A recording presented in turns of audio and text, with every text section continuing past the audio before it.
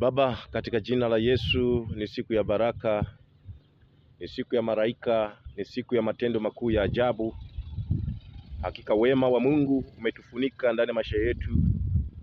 Tunaona ukuu, neema na mamlaka ya Kristo Yesu imetufunika kwa ukuu wake.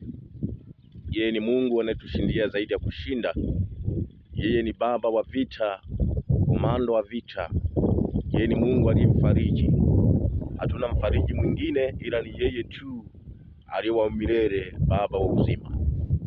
Tunajikumbusha kitabu cha Methali 27 na ule mstari wa 17, anasema chuma hunoa chuma.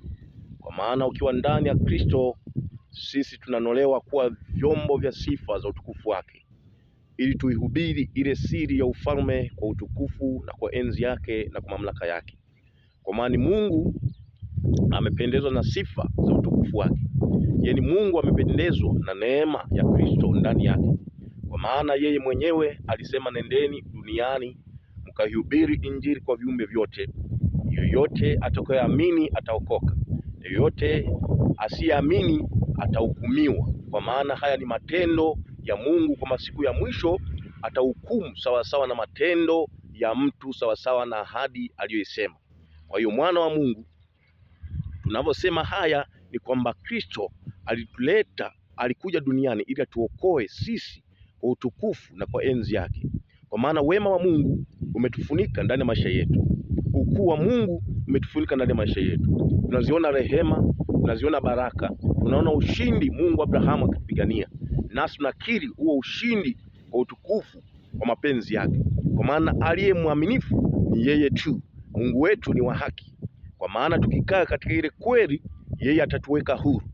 Tudumishe ushirika wa kumpenda yeye, tudumishe ushirika wa kukaa katika neema ya Kristo, tudumishe ushirika wa kumpenda Mungu, kwa maana yeye alituchagua.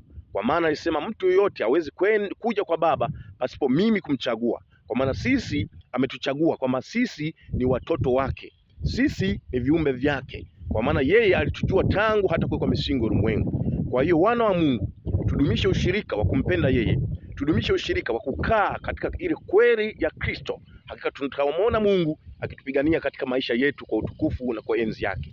Kwa hiyo mwana wa Mungu, barikiwa kwa upendo wa Kristo Yesu. Hakika wema wa Mungu kakufunika kwa mapenzi yake. Amen.